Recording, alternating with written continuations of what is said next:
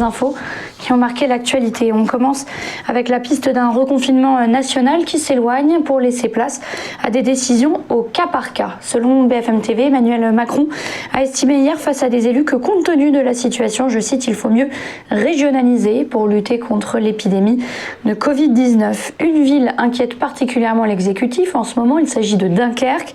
La situation sanitaire s'y est particulièrement dégradée. Son maire veut laisser une toute dernière chance à la population, un dernier sursis selon ses propres mots, avant d'avoir recours au confinement, mais il a déclaré ne pas être contre une telle mesure. Il a donc fait plusieurs propositions pour améliorer la situation, comme le port du masque obligatoire partout. Le ministre de la Santé, Olivier Véran, sera sur place aujourd'hui pour rencontrer les élus. Jean Castex lui a annoncé en amont que des mesures supplémentaires de freinage vont être mises en place donc à Dunkerque et sur ce territoire. La territorialisation des mesures a déjà commencé lundi, vous le savez, avec le confinement local dans les Alpes-Maritimes.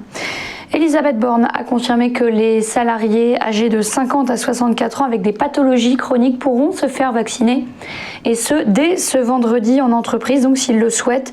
Ce sont les médecins du travail qui seront chargés de l'injection, et ce, dans le strict respect du secret médical. Les problèmes de santé des concernés resteront évidemment confidentiels.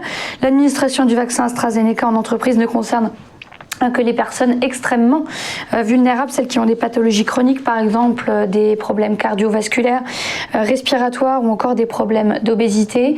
La ministre du Travail estime qu'impliquer les chefs d'entreprise permettra de participer à l'effort de la campagne de vaccination. Il s'agit, selon elle, d'une première étape avant une montée en puissance progressive.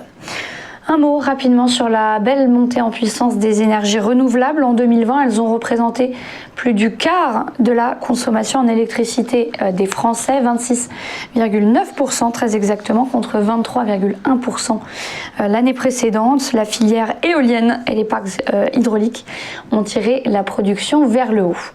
Et puis enfin, sans surprise, le Royaume-Uni a accepté de prolonger jusqu'au 30 avril le délai imparti à l'Union européenne pour ratifier l'accord commercial post-Brexit.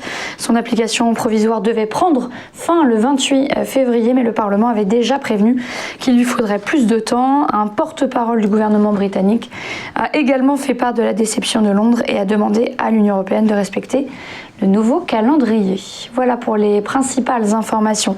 Rapidement, un point bourse avec hier les principales places européennes qui ont clôturé en ordre dispersé. La bourse de Paris a finalement réussi à s'assurer quelques gains, plus 0,22% à 5779 points, tout comme Londres, plus 0,21%. Francfort et Milan, en revanche, ont perdu respectivement moins 0,61% à 13 864 points pour le DAX et moins 0,30% donc pour la bourse de Milan. À Zurich, le SMI a cédé 0,83%. Direction Wall Street avec le Dow Jones qui a grappillé 0,05% à 31 537 points. Le S&P 500 lui a pris 0,13% à 3 881 points. En revanche, le Nasdaq a reculé de moins 0,50 à 13 465 points. Et puis ce matin, on termine avec ça. La bourse de Tokyo a fini en forte baisse. Le Nikkei a lâché 1,61% à 29 671 points.